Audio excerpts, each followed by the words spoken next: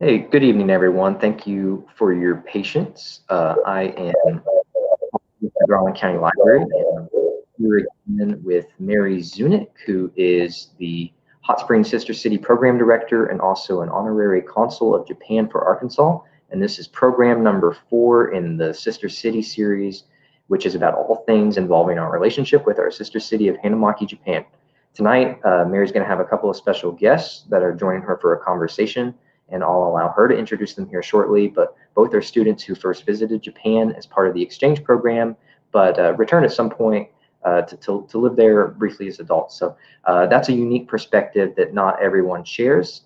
And if you have any comments or questions about what you see tonight or anything about the Sister City program during this live presentation, don't hesitate to comment. So Mary, welcome back. Glad we resolved your technical difficulties, but didn't take too long there. Well, I'm glad we did too. Thank you so much for your patience. I hope nobody caught me driving quickly to my office. So we've made it so good so far, and we knew this would happen at some point. But aren't we incredibly lucky to have technology? I mean, I can have chats with our friends in Japan, and there may be even some of them on listening this evening or watching all the way on the other side of the world. So that thanks to the magic of technology. And I am so happy to have very special guests and friends of mine on with us this evening. The first young woman, her name is Abby Dillick. Abby's a native of Hot Springs. She was introduced to Japanese culture during her sophomore year of high school when she was able to travel to Japan as part of the Hot Springs Sister City program. I remember that very well. For students to travel to Japan, they have to fill out an application and go through an interview process, and then they travel to Japan. Our student delegates travel for about a week. But after that, I think she went on to host some visitors from our sister city, and she went on to major in mathematics at University of Arkansas in Fayetteville. But she also studied Japanese during this time, and because she was inspired by her trip. Immediately after she graduated in 2019, Abby was chosen to participate in the JET program, which is a Japanese exchange and teaching program. She lived in Tokyo, Japan for 1 year and taught English at I'm going to let her pronounce the name of the school. Since returning to the United States due to the pandemic, Abby now lives and actually just moved to Washington, D.C. With her pet fish and hamster, and plans to attend graduate school for Asian Studies next year for more opportunities to work in Japan. So that's Abby Dillick, and she will be our first guest. Oh, whoops, there we go. Hey, Abby. Hello, everyone. Hi there. I wanted to apologize for being in a car. As my bio said, I'm actually don't live in DC. I'm actually on the drive there across the country. So this isn't ideal to be in the car, but I really wanted to be a part of this program, and I'm really grateful that you still have me on. Wonderful. Thank you, Abby. And also joining us this evening, we have Michelle Gates Roberts. She's no stranger to moving between nations, states, towns, and cultures. While studying at Ouachita Baptist, Michelle took advantage of their study abroad program and spent more than a year in Fukuoka. That's mispronounced too. During that time, she spent her days studying at Seinen Gakuen University and working locally in several unique roles. Years later, she returned to Japan with her husband and daughter to live and work in Tokyo, then Seoul, Korea, then back to Tokyo. After almost 11 years in Asia and an additional kid born in Tokyo, she and her family moved back to Hot Springs to continue their journey. Over the course of her career, Michelle has had twin foci, growth and empathy. Whether helping businesses find success in Japan, raising funds and awareness for human trafficking locally and across Asia, helping bring a European vegetable company to the Far East, growing and expanding women's organizations, or being a professional patient advocate in the field of Crohn's disease, her passion for helping people with unmet needs live their best lives has been primary. Currently, Michelle and her husband are growing their business, Cranberry Leadership, with their single mission to help expat executives and their families thrive and find success faster in their new cultural environments. So, Michelle, if I think you'll be joining us on here soon. There you are. Hello. Hi there, and thank you both for being a part of this evening. The real purpose of this evening is just to highlight a few different things about what it's like to travel to Japan as a student, what impact that had on your life then, and the impact that it has had over time. And then we'll compare and contrast a little bit what it's like to visit Japan and come back with all of the excitement and, oh my gosh, I want to go live there. And then, how does that measure up to actually going to live there? So I'm sure it's kind of like not going on vacation and then coming there to live or going there to live. But so thank you very much. Abby, why don't we start with you? Why don't you'll just tell us a little bit about your very first impressions of Japan and what that student experience was like when you traveled. Sure. So my first impression of Japan was first just how it felt like everything was very clean over there, very clear. Everyone was so nice when we were over there. And it was interesting that even though I was on the other side of the world, it didn't feel like some strange land, it was still like you're talking to people, you're still doing things normally. And it was my first time. I've been overseas, or I had been in other countries before, but that was my first time looking at a different alphabet system on billboards, and it was really just stunning for me. It was a really cool experience. And now your first trip, did you stay with the host family, and what was that like? Yes, so my first trip there, I was staying with the host family. I had an older sister, a younger sister, and then a younger brother. They were very wonderful. Only the father spoke English and a little bit of English. But we had such a wonderful time. They were showing me a lot of traditional Japanese food. When we would talk about our lives, we played kind of Pictionary. I would draw like a picture of my mom, and for her job, she's a pharmacist. So I was trying to draw like prescriptions, medicines and stuff. I drew my brother, I drew our family. And so it was fun because even though we had that language barrier at the time and I knew zero Japanese, it was really interesting to get to know my host family. The older sister liked a lot of the same media that I did. We kind of shared that. And we could talk about the names of our favorite characters, even if we didn't know most of the conversation we were having together. And I played a lot of basketball when I was in high school, and so the younger brother played basketball, and so it was fun to like watch him play and kind of watch his team play, and it was really wonderful. They were so opening and loving to really have me as one of their own. Excellent, thank you. Okay, and Michelle, Abby went as a high school sophomore, and you went in college, so I'm sure that differed just a little bit. But share with us about what that first experience was like for you. Yeah, sure. I flew over there back when on the airplane there was just one monitor. There was one screen showing one movie.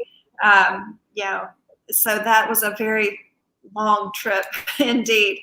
But like Abby, I had never studied Japanese before. In fact, I had never even attempted to eat with chopsticks. And yeah, exactly. And my first meal, we had some lovely Japanese university students kind of show us around those first few days. And they really wanted us to try ramen. And for someone who had never even picked up chopsticks, that was quite a feat. But I knew it was sink or swim, so I quickly learned how to use the chopsticks, and quickly, learned, yes, no, please, I'm sorry, excuse me, because I was constantly, messing up. But what struck me is the welcoming spirit of the Japanese people. And as long as I was putting forth the effort, they were very forgiving of whatever faux pas I might commit. And Michelle, you stayed with the host family, is that correct? Did you stay with the host family the entire time? No. At that point in time, I was with another exchange student, and she was from New Jersey, and I'm originally from Texas. And I was very prepared for the culture shock of Japan. I was not prepared for the culture shock of New Jersey. I could see that. Yeah. So now, Abby, when you went there, tell just a little bit about the city that you visited, how large it is, and what all you did during your exchange student stay of 1 week. Sure. So whenever we arrived in Tokyo, we pretty immediately got on the Shinkansen and went to Hanumaki. And we went with our host families, and we just got a really good feel of around Hanumaki. I remember my favorite part was going to the different schools. We visited an elementary school, a middle school, and a high school. And that was just really interesting. Especially in high school, we got to stay and have lunch with the students. And, they have lunch in their classroom. So they all pushed their desks together and kind of huddled around us and were asking questions as best they could. And we were answering as best that we could. And we also went to Gulf Gorge and saw just like really the beauty of that central Japan area. I also saw the Kinji Museum, who is he's a jack of all trades in Japan. He was an astronomer, a writer, violinist, I believe. And so we got to just see like the really the spirit of Hanamaki with just all the things around that they had to offer. And then we ended our trip at the Hanumaki Festival, where we got to wear our happy coats and march down and really get to experience the festival that they have once a year. Yeah, that's right. When you went, the students went in September and were there for the Hanumaki Festival. And so any sister city visitor that's there for the Hanumaki Festival, that's a Shinto-based festival that dates back almost 430 years, I believe. It's a series of dancers and floats and parades, and it goes on for about 3 days. And if you happen to be there from a sister city, you get treated like a celebrity. You get to walk in the parade, and I mean, the red carpet is pretty much rolled out for you. Did you get to help carry one of the shrines or a lantern? No, so I remember I didn't get to carry a shrine, but I remember walking around and getting to talk to some of the street vendors. And a lot of them would ask, like, "Oh, are you Canadian?" And I was like, "No, I'm American." And they're like, "Oh, you're so quiet." And I remember one even gave me some free cotton candy. As soon as they found out I was just a visitor, they were like, "Oh, please just take this. And I was like, "Oh my gosh, thank you." It was really Very nice, yeah. And now, Michelle, where did you visit? What was the town like? What, was it small or large or? Yeah, so my whole life, I've lived in one small southern town and then moved on to another one. And so I was living in Arkadelphia at the time, attending Washita, where the population is, I think, 11,000 people. And I went to Fukuoka, which is on the southernmost large island. And it has a population of 1.5 million people. And yeah, that was a bit overwhelming, as this small town girl had never been anywhere quite that big. But like I say, the people were just so genuine and welcoming. My hair is naturally curly, and in the humidity of Fukuoka, it was, as you can imagine, very, very big. And so that people were quite curious about me and why I was there. And like Abby said, it was like every other day someone was trying to give me some little gift so that I could truly learn about Japan, so that I could understand the culture and to make friends. yeah, so Fukuoka is right on the beach area. And so it was just lovely. I could go sit on the beach and study. Yeah. Oh, very nice. Now, had either one of you had family that had lived abroad before, or that really encouraged you to go on this study abroad or exchange trip? Yes, so my mom, when she was in high school, or college maybe, actually in high school, went and studied abroad in France, actually. So she had studied French in high school, and she was in a small little town with a host family, and had an experience so similar to mine. And so she was very supportive about, like, oh, please go and explore and experience.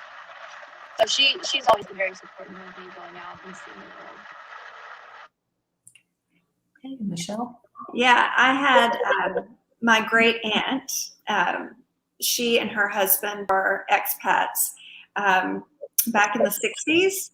And so they had a very, very different experience because they were going into places that didn't have any foreigners. But my aunt was just so encouraging. And the rest of my family have stuck around East Texas, maybe going a state away. But I would go to her house and see all of the things that she had collected from all over the world, and it just inspired something in me that I had to go.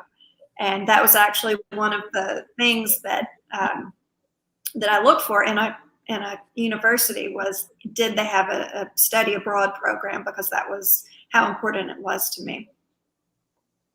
And now, obviously, something about this first trip left such an impression on both of you that you had a desire to go back again. So just kind of thinking back, was there something in particular that you thought, oh my gosh, I've got to go back and experience that again, or I want to see that person, or what left it the biggest drive? What was the biggest driving factor to make you want to return again?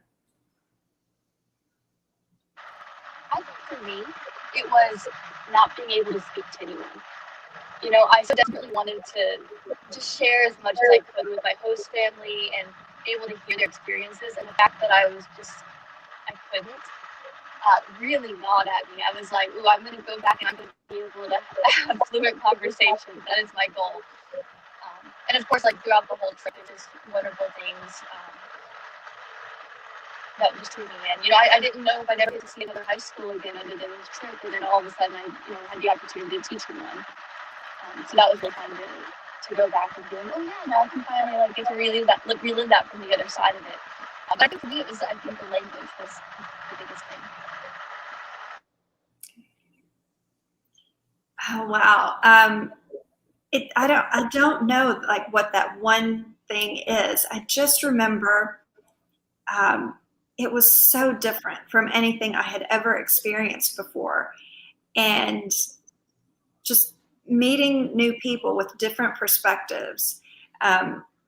So my time was split between exchange students who were from all over the world, and the Japanese students and the community. But I just really enjoyed getting to know people that weren't the same as me, that didn't look the same as me, that didn't grow up the same as me. And really it created a curiosity within me. And I wanted to know people's stories. I wanted to know about their journey, where they've been, where they want to go, and just figuring out the puzzle of communication.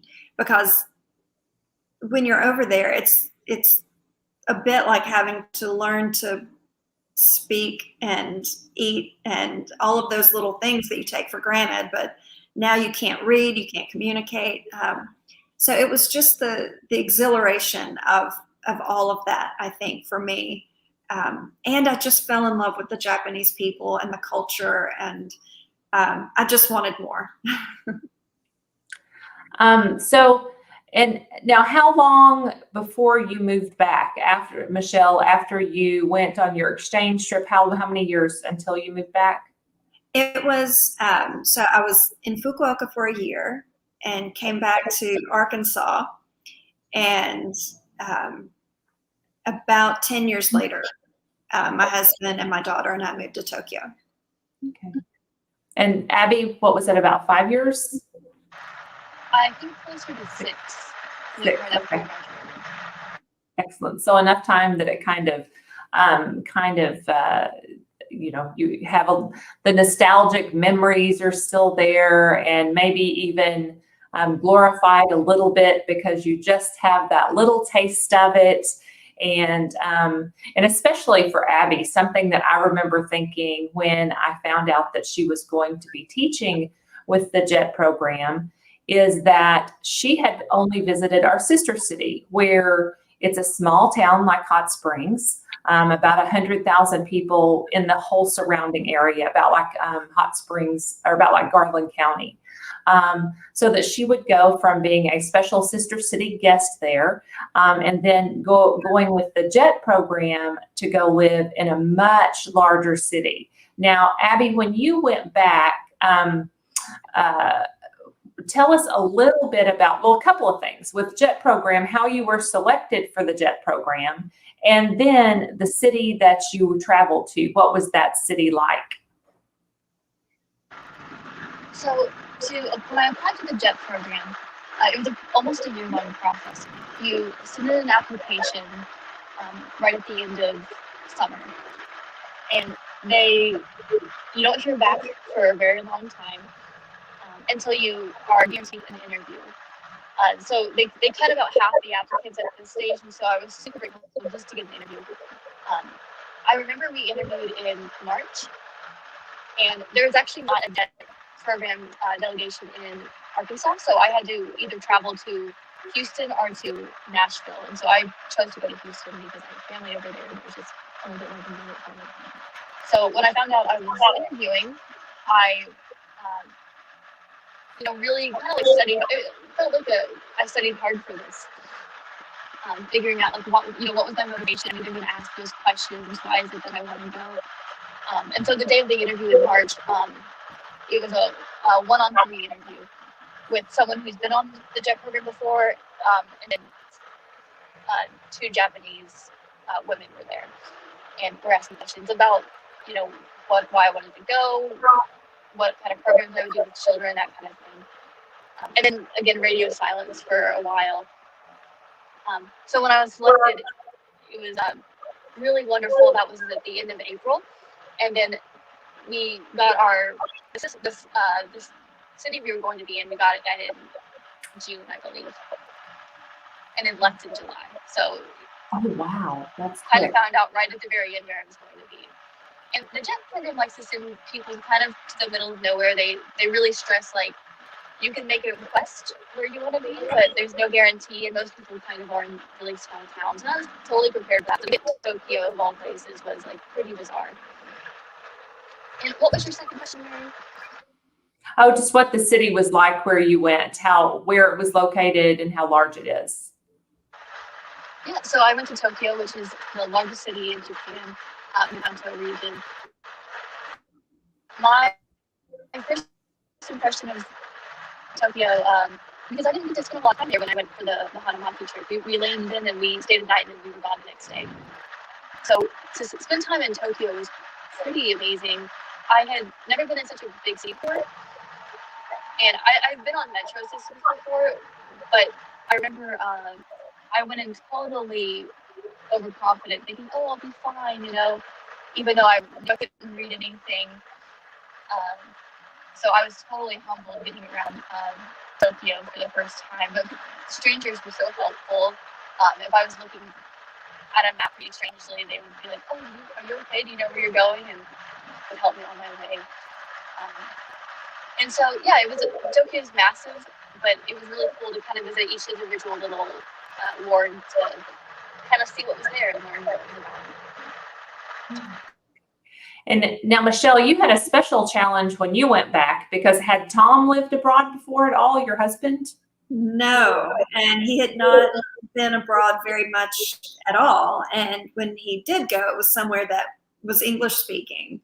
So yeah, when we moved, it was me, him, and our daughter, who was going into second grade at the time. And I just told her, I said, this is going to be a big adventure. And, because I love Japanese food, she had grown up, using chopsticks and eating various Japanese foods. So she was really excited. And like I say, she was going into second grade, and we thought she was going to be our only child. And then, surprise, I was pregnant. So we had many challenges there at the beginning. So we moved to Tokyo, and we were supposed to only be there for maybe 2 years. And we didn't come back until 2019. So that was a little longer than anticipated.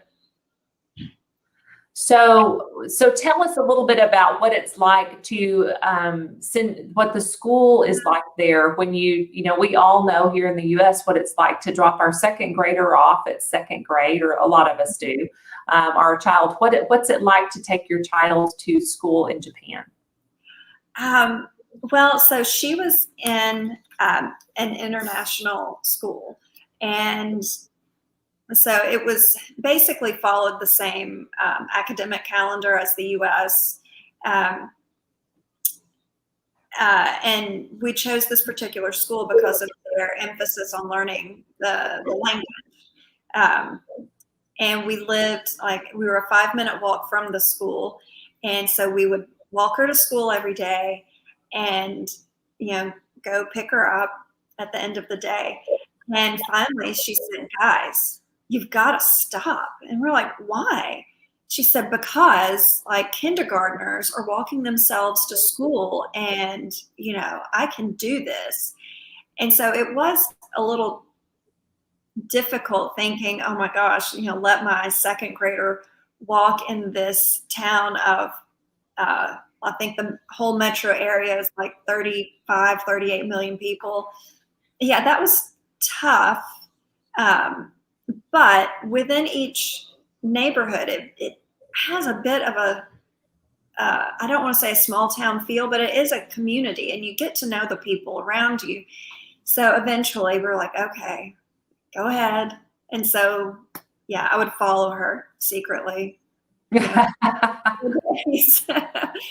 But, Japan is just so safe, and people kind of look out for each other, and, especially the school children. So it didn't take me long to get comfortable with letting her, walk to and from school by herself. Okay. Now, Abby, what did you taught? What grade level did you teach? I taught first year high school students, which for us would be sophomore year. And you taught English. Was it a residential school, or did they travel back and forth to school? No, they traveled back and forth. Okay. Excellent. Yeah, I know some of our schools in Hanumaki are residential. So the students, it's kind of like a college almost, where the students move away and live at the high school. So it's a little bit different experience in some of the high schools. Now, would both of you share, and Michelle kind of touched on this a little bit, the magnitude of the size of Tokyo, but that community feel. Can you tell us a little bit about the home you lived in and the neighborhood that what's a house like in Japan that you live in, and what was your community feel like? So I lived in not totally West Tokyo, but I lived in Narita, and my school was in Nakano. So I actually kind of had to cross the border to get there, but I was only 15 minutes away from my school. Anyway, I think the closer in you go, it's very big city feel. So my area felt very residential. And yeah, we really did kind of get to know everyone. I was kind of became pretty good friends with the convenience store across the street from me, with the workers there, because I was always there every morning. In fact, you would see the kindergartners walking to school, and if I knew I was late if I was behind the kindergartners, that means I had to run ahead of them. And actually, no, I think this probably is different by school and by area, but I know my neighborhood actually had a couple volunteers every single morning to direct the kids. Not walk with them, they would just be at the corner just to kind of make sure they knew which direction they were going. And so, yeah, I would kind of walk right next to them every day and would wave at the volunteers and they'd wave at me. And some of them would try to start a conversation. And try to answer back with the Japanese that I knew. So, yeah, we kind of got to know each other, just the people around me. Michelle? Yeah, so we lived pretty much in the middle of Tokyo. And to think, oh my gosh, you lived in the middle of that many people. I mean, it's, again, with the different neighborhoods, it's not like we were living in the middle of all of the, the tall buildings. But we were very close to where Tokyo Tower is. And yeah, like the clerks at the local supermarket, they were used to my broken Japanese, and yeah, it was not pretty at the beginning. And then, I had neighbors who were foreigners, and I also had neighbors who were Japanese. And there was this one older lady. She was probably the age of my grandmother. And, every morning as I would walk Aunt Grace to the corner, she would, give me a bow and Ohayou gozaimasu. And so I would do the same. And anytime something big happened, she would, speak to me in very simple Japanese, which I appreciated. And, her granddaughter and my daughter would play. And so it was, it was a small community. And we could walk to the restaurants. We could, carry our groceries in our backpack or whatever. Our apartment, which was, I think, a little larger compared to most apartments over there, because we had a home office. It was still less than 1,000 square feet, and coming from the size house that we had in the US, it was going from like a huge 2-story house down to a shoebox, it felt like. So we got real cozy real quick. And now you mentioned, I guess Abby mentioned this, and I can't not say something about it because, something that I've noticed even when I'm there, talk about the convenience stores.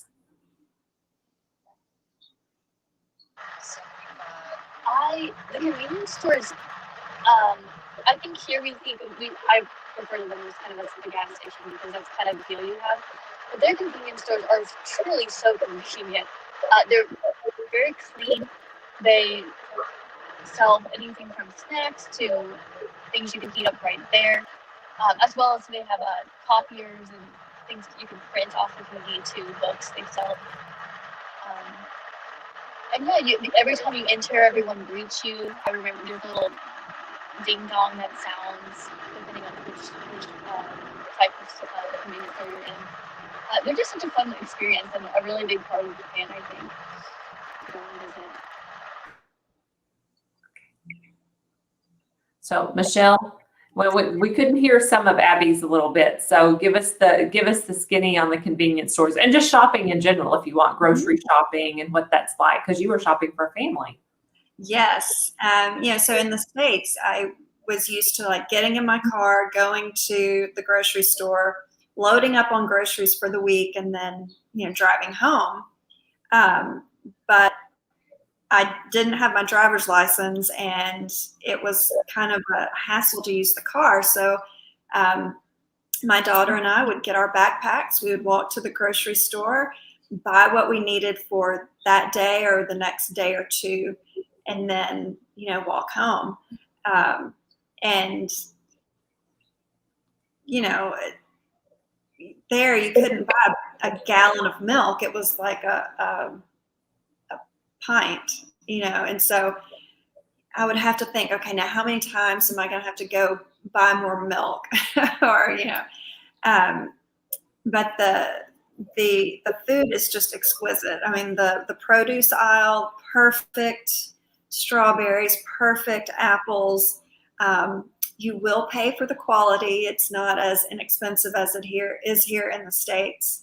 I think we're a little spoiled to how inexpensive produce is here. But speaking of convenience stores, I had to go to a funeral, and I didn't have the proper envelope to give with my condolences. And the local 7-Eleven saved the day because they have a special aisle with envelopes for weddings, envelopes for funerals. They even have the right pen. And so the clerk at the 7-Eleven actually helped me, write what I was supposed to write on the envelope. I never thought I would eat sushi from a convenience store until I moved to Japan. And then it was like, oh, yeah, it's made fresh right down the road. Convenience stores saved me on more than a few occasions. And the convenience store coffee is so good. That's one thing when I've visited there that it's like, I wish our convenience stores had coffee. It grinds it and immediately brews it, freshly ground beans. And so the convenience store smells wonderful. And you buy your cup first, don't you? And then you buy your cup and then you go make your coffee, which seems like a strange convenience, but it's I was so impressed by it. If I lived there for a while, I might not be, but it was very impressive. It's very impressive to me as a visitor. And now, Michelle, you mentioned the envelopes. So did you, when you lived in Japan, did you go to funerals and weddings and those milestone events in families' lives? And how does that compare with what they're like here in the United States? It's very different. So generally in the U.S., funerals are all kind of the same. There's like a visitation, or you gather at the family's house, and then the next day there's the service, and the person may be in a casket, or there may be an urn for the cremains, and the service follows the same kind of flow. And it's in Japan, I went to a couple of funerals, and so less than 1% are Christian, and so the funerals I went to were Shinto. And once you've lived in this kind of space where you don't know what's going on and you don't know what to do, you become very adept at following the person in front of you, and so I would ask my friend, okay, when do I bow? When do I give the envelope? What do I do? And then afterwards, there's kind of a big reception, providing food and refreshments, but it's very interesting. It was very similar in the somber stillness. Many people wearing black, most people wearing black, but it's just another aspect of how we may be from different places and speak different languages, but grief is the same, no matter where you're from. And so it was just it was touching that they allowed me to be part of it, and to experience it, and to also share in their grief. Abby, were you a part of any ceremonies or events like that were more family-like events? Yes, I got to see a high school graduation, which was very different than our graduations in the United States. It was a little bit different because of COVID. There were no family members allowed. It was actually just the students and teachers. But traditionally, it's here in the United States, when we graduate, every single person goes across the stage and gets the diploma. And in Japan, in their high schools, everyone is seated down, and just the class president will come up and get a diploma. And then after the ceremony, all the teachers will raise their hands like a pyramid by the door for the students to walk under and cheer them on as they leave. And then it's back in their homerooms that they're actually distributed their individual diplomas. So that's very different from what I experienced here in the United States. But of course, I had teachers who had been teaching for 50 years who said this is the first time ever that parents couldn't attend. So that was also kind of, I think, a one in a lifetime opportunity too. Yeah. And one thing I wanted to ask specifically Michelle about, Michelle was there for the Great East Japan earthquake that happened. And Michelle, can you tell us a little bit about how that was handled and processed as a foreigner living in Japan, and that tragedy and trauma? And then Abby, after Michelle talks about 3/11, I want you to talk a little bit about being there for coronavirus when the pandemic hit there. So go ahead, Michelle. Yeah, so by the time the March 11th earthquake happened, we had been experiencing small earthquakes, for months.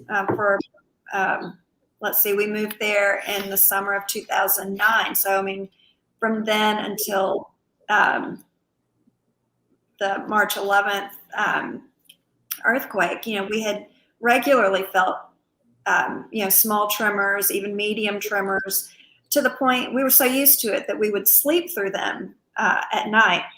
And so whenever the shaking started happening that afternoon, I thought, oh, it's just another earthquake. And then it kept going and going and getting stronger and stronger and stronger. And I looked out the window, and the elderly neighbor that I mentioned earlier, she and her husband were standing outside, kind of, looking to the sky, not, in kind of awe and disbelief. And I could tell they were also fearful. And it was at that point that I thought, okay, this is not a normal earthquake. This is, much stronger. And, Japanese people don't emote at all. And so immediately, once the shaking stopped, I got my son, who was almost 1 at that point, and went to the school to pick up my daughter. And there were a lot of Japanese people there, waiting to pick up their children as well.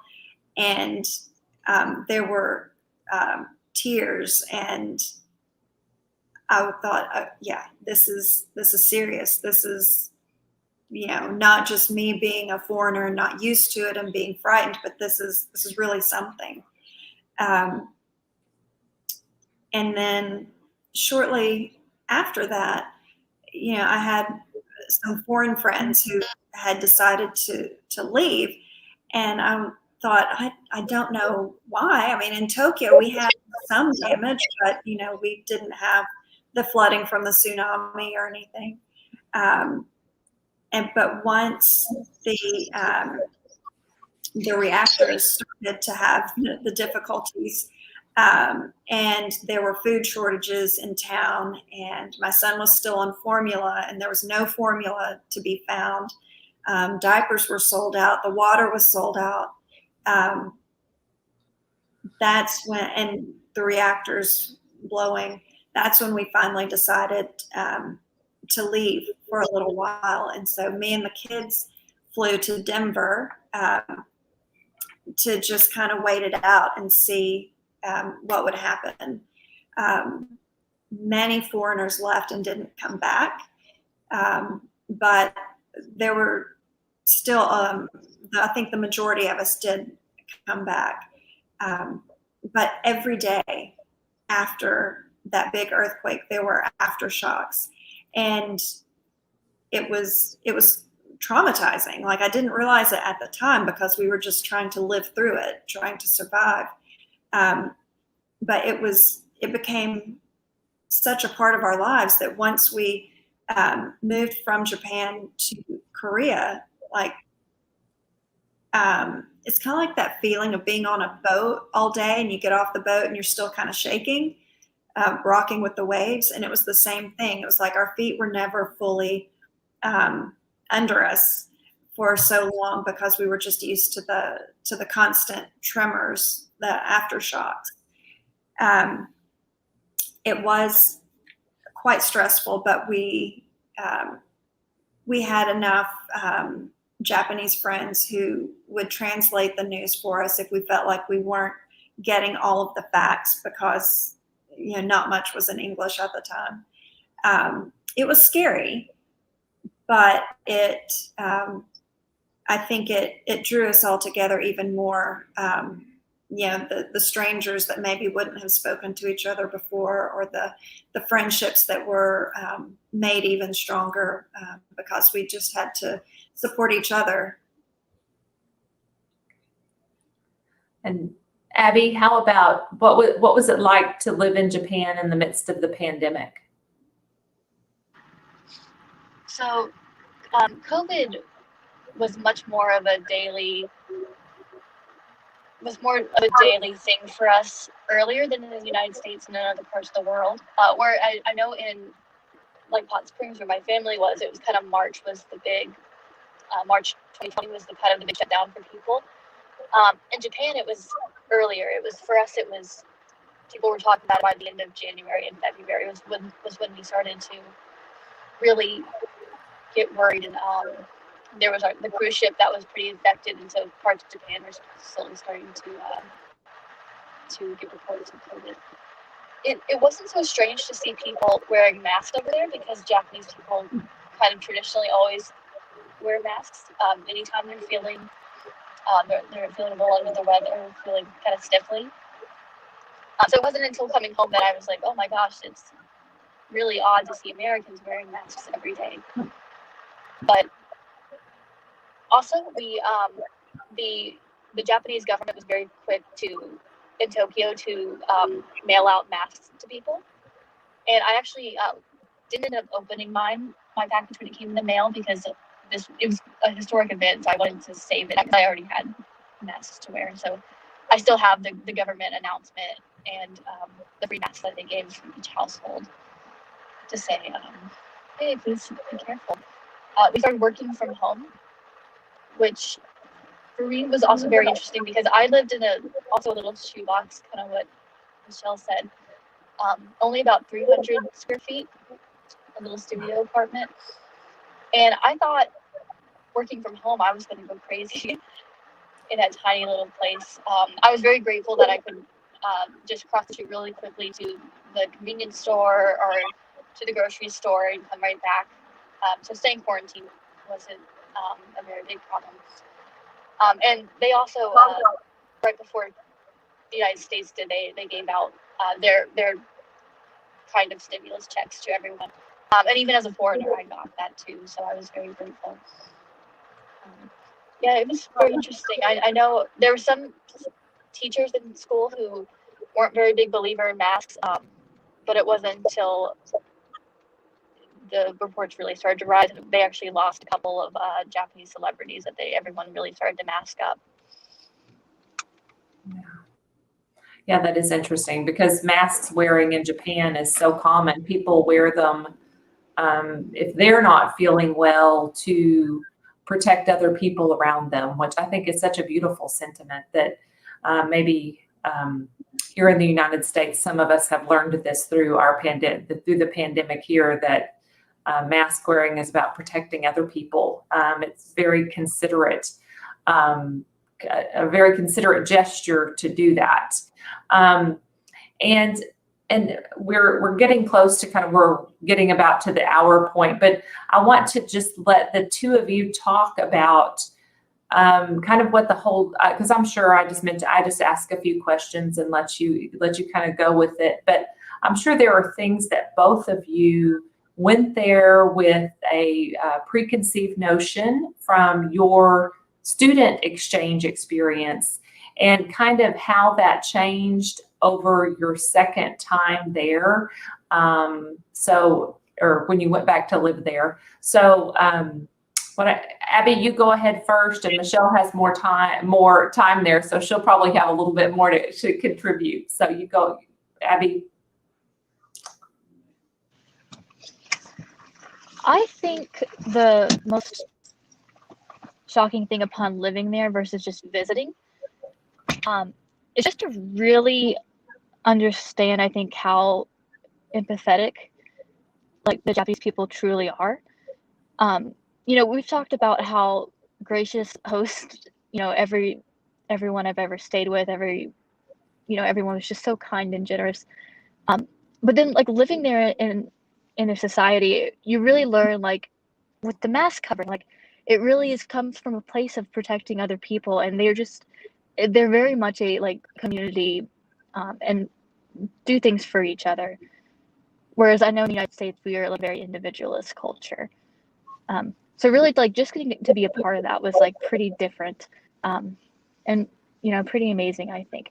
And I kind of got to see what it was like to kind of be the celebrity, like you said, when we went to the Hanumaki Festival, and having the students so excited to see us, to just become, a normal part of their life, and to see how the questions would change from day to day and their excitement levels and stuff. And so, I was the only foreigner for miles, so maybe I never like truly ever blended in, but it was nice kind of just becoming part of the flow and getting to join in their everyday activities. Something I didn't get to really do when I was there the first time. Exactly. Okay, Michelle? I went at two very different stages of my life. So the first time I was 20, and I won't tell you how old I was the second time. The first time as a college student, and then the second time as a wife, mother, and someone who was working on their career. So it was very different because I had different responsibilities.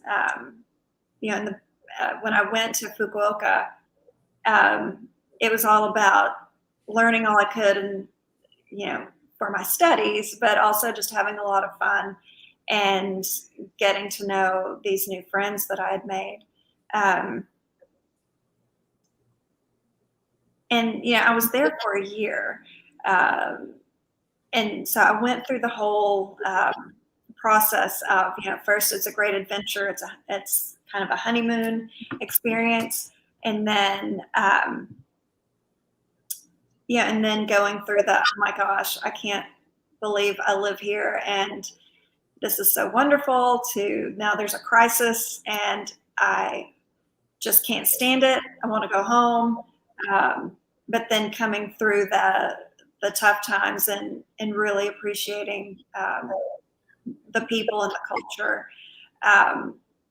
I feel like the experience, both when I was an exchange student and as an adult, just expanded my worldview so much. And it made me look, since I was the foreigner in Japan, it made me view people who come to America very differently, and their language abilities, and it just made me really think about the situations that they may be in and the difficulties and challenges they may face, knowing what I had faced being a foreigner and not being able to speak the language.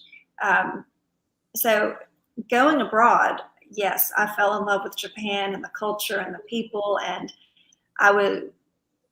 one day I may move back, who knows? I'll definitely be visiting often once we're finished with COVID. So all of that is true. But it didn't just introduce me to Japan. It also introduced me to thoughts and of being more empathetic and understanding of people who are not from the U.S. Coming here for whatever reason. So yeah, the experience changed me. It changed the trajectory of my life. It has now changed what my children may do. My daughter is very, she's keeping up her Japanese studies. She wants to return to Japan. But she also sees education as like one of the keys to a thriving society. And she's studying right now to be a secondary social studies teacher. And so we're just super proud of the big heart that she has and that my son has, and how accepting they are of different viewpoints. So that was a really long answer.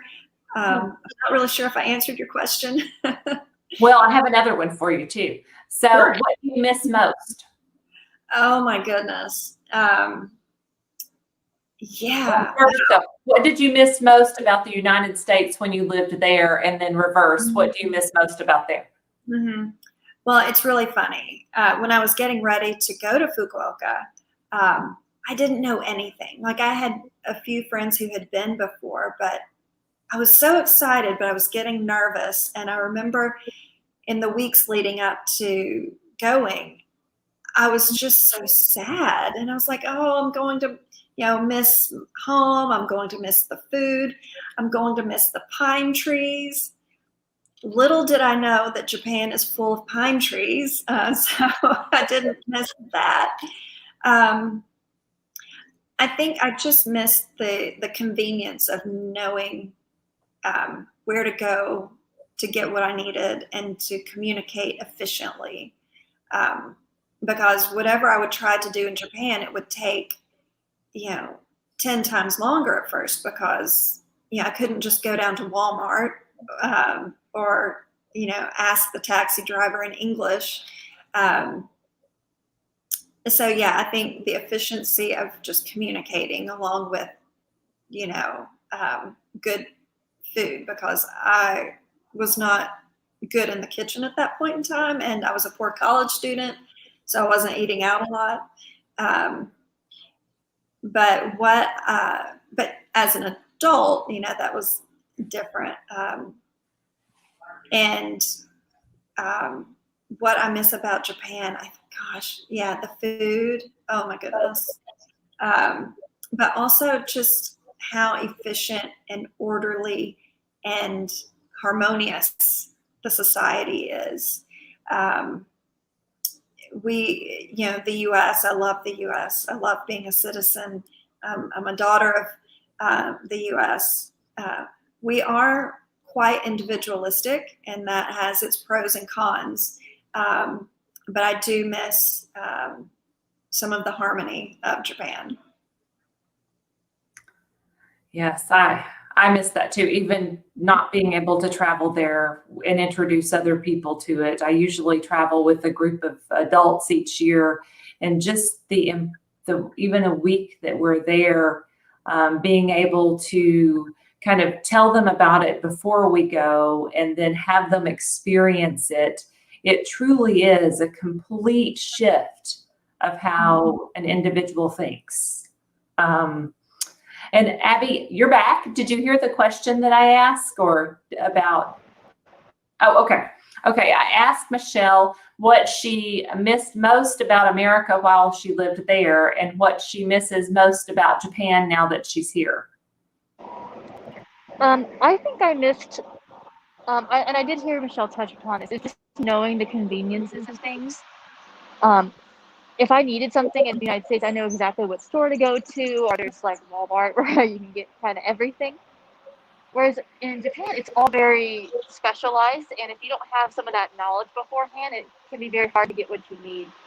I was very grateful. I actually had a host family. That's my second time there for about a week. And I was in Tokyo before I was living by myself. So I knew I always had people I could rely on, but even going to the grocery store can kind of be with kind of a culture shock. And I think what I missed most while I was there was, speaking of food, were things with like cheese products, like macaroni and cheese. And I found out coming back that it's almost like 90% of Asian people have like lactose intolerance. So it kind of makes sense that there's actually not a whole lot of that stuff over there.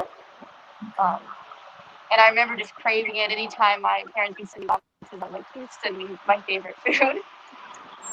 And now coming back, I really miss, I think, the good attitudes of people. It just felt like everyone wanted to get along over there, and I really miss that sometimes in the chaos of the United States. What advice would you have for someone who was considering moving to another country? I would say you have to go with an open mind. Do your research and be ready to do your best in a new place. You don't want to go with conceptions of what it's going to be like. And so you really just have to be willing to be open to new things. Michelle, what advice? Yeah, definitely do your research, but don't over research because it's not going to be exactly what you read in the books. And know that you will have challenges. And just accepting that you will have challenges really helps clear those hurdles a little easier because you've already set up that expectation that you will have challenges. Also, depending on your situation, you may or may not be able to take much from home. So make sure to take a few small things that will remind you of home, that bring you comfort in some way, because there will be days that you miss home. Even if you love the place you move to, there will be days where you miss home a little bit. And so having those pictures or pillows or whatever it is, it's needed. And also just being open to opportunities. Say yes to as much as you can, because that's the easiest and quickest way to meet people and to get kind of the lay of the land and figure out kind of where you want to engage. Excellent. Okay, now I'm sure I didn't ask you some of the things that you thought I would ask you when I first approached you and said, hey, tell us what it's like to visit Japan versus living in Japan. So what did I leave out? Is there something else that you would like to share? Abby, do you want to go first? Can you think of anything?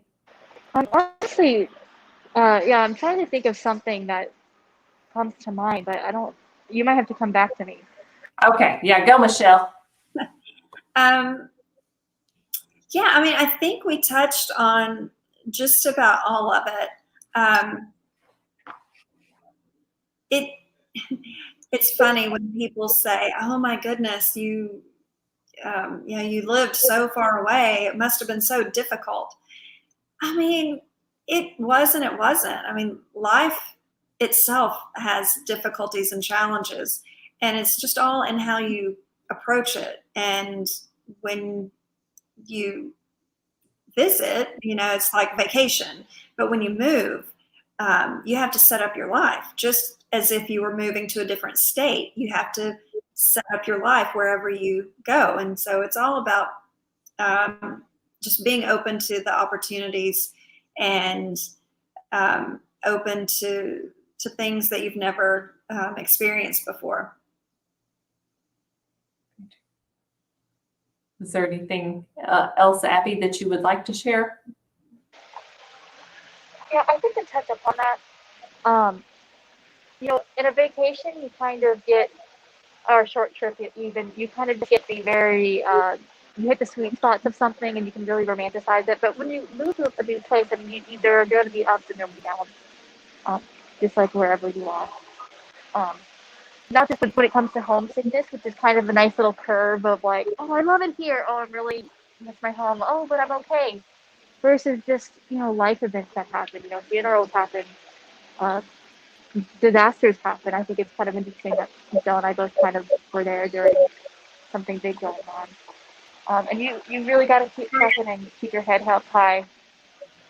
It can be hard when you don't have the community that you grew up with, but if you ever do move to a different country, make sure you have something that reminds you of home and you do have a strong connection and network of people to rely on. Thank you. Yeah, and technology. I mean, can you imagine when people move to another country or even another state? I remember living out of state, you couldn't call home because it was so expensive. But when you were faxing people or all of the technology that you can FaceTime and immediately connect with people on the other side of the world. So thank you both for, Abby on her way moving out of town, and Michelle's just a few blocks away from me. But I do want to say hello because I know we have some friends in Japan that are probably watching this evening. Paul, were there any other questions? Did I leave anything out, or has anybody chimed in with any questions yet, Paul? Well, I usually like to follow up with some, but every time I thought of something, you would ask it. So you covered pretty much everything. Abby, you did get a shout out in the comments from Christina, who says hello, and she's very proud of you. Christina Coleman. Oh, thank you. I think that's all I have on my end, but Mary, would you like to tell them about your upcoming gallery walk program as well as next month's Sister City? Yes, absolutely. And again, I want to say thank you to Abby and Michelle for taking time with us this evening. So thank you very much for being a part of the program and rolling with it with the technical difficulties of me driving across town so that I could hop on and Paul filling the airtime. So thanks for your patience with my technical stuff here. So yes, I am looking forward to next Wednesday. I will do the gallery walk talk, and I will be talking about gallery walk and all of the things that we'll have left going on in the second half of Arts in the Park. Arts in the Park, of course, kicks off on this Friday, April 30th, with the opening of the Art Moves exhibit down at the Greenway Trail, just north of Hollywood at 5 o'clock. We have all day Saturday and Sunday filled with the Downtown Arts Festival. And the theme of Arts in the Park this year, we're really learning a lot about and celebrating a gentleman named Henry Glover, who grew up here in Hot Springs, was born in 1921. So we're celebrating this year, realizing that it is the centennial of his birth and celebrating his many accomplishments in the music industry. He was an A&R man. Well, first he was a trumpet player here in Hot Springs, then went on into the music business. He wrote and produced everyone from Grandpa Jones in the country genre to Levon Helm, and helped put the band together, and many, many others, and wrote and was involved in many of the most popular songs of the era. He will be inducted into the Walk of Fame here in Hot Springs on Saturday morning at 11 o'clock. His daughter, Sherry Glover Thompson, will be here and be our special guest for the weekend. And then we have different events going on during the week, but during Gallery Walk Talk next week, I'll be talking, of course, about Gallery Walk on Friday, May 7th, and studio tours on May 8th and 9th. But my special guest for Gallery Walk that evening will be Sherry Glover Thompson, who is the daughter of Henry Glover. And also joining me will be Petrilla, the First Lady of Southern Soul, I think is the description, but a very accomplished musician who now lives in California, but grew up and was heavily influenced by Henry Glover. So Sherry Glover Thompson and Petrilla will be joining me to talk about their personal insights into Henry Glover's life as well as his professional accomplishments. So that will be next Wednesday. And thank you, Paul, for tonight and for having the gallery walk programs as well. Absolutely. And thank you for hosting 2 ongoing series that have proven to be very popular. That gallery walk program is the first Wednesday of every month, and this Sister City program is the last Wednesday of every month. And we hope to have at least 2 more in May and June for this series. And a gallery walk, that series launched a little later, so that'll go on a little longer at least. And we'll see where we can go from there. The next program the library is hosting is actually tomorrow night at 6 p.m. and that's with a Hot Springs National Park ranger. It is about pollinators with a focus on bees. Of course, we just had Earth Day last week, and I think Arbor Day's tomorrow. They're so close together, it's easy to forget. But I hope everyone tunes into that. And thank you again, Mary, and thank you to our special guests, Michelle and Abby. Are there any last remarks anyone would like to make before we end the broadcast for tonight? I just want to say thank you so much, Mary, for having me on. Thank you, everyone, for your patience. I'm sorry that I've kind of been in and out and jumping around. I really am so grateful to be a part of this, and thank you so much. And I just want, Michelle is also on the Sister City Foundation Board of Directors. And thanks to our Sister City program and the Sister City Foundation, students like Abby have the opportunity to travel to visit our Sister City. We just had our Cherry Blossom Festival last year, and it raises funds to help support that scholarship program. But thanks to Michelle for being on that board and for supporting our Sister City program, and to Abby for being such a brilliant example of why we have a Sister City program and the fine young people that come up through the program and go out to make the world a better place, whether it's here in Hot Springs or in Japan or in Washington, D.C. or wherever you fly. Hopefully you'll eventually fly back to Hot Springs. Well said. Yeah, and just a thank you to Mary for this program, for Abby, sharing all that you did. But also just thank you to the city of Hot Springs for having this Sister City program. It's wonderful, and if you can't tell, I love Japan. I love to talk about it, so thanks for giving me this opportunity. All right, well, thank you, everyone. Thanks, everyone who watched live or afterwards, and have a good evening and be safe. Thank you.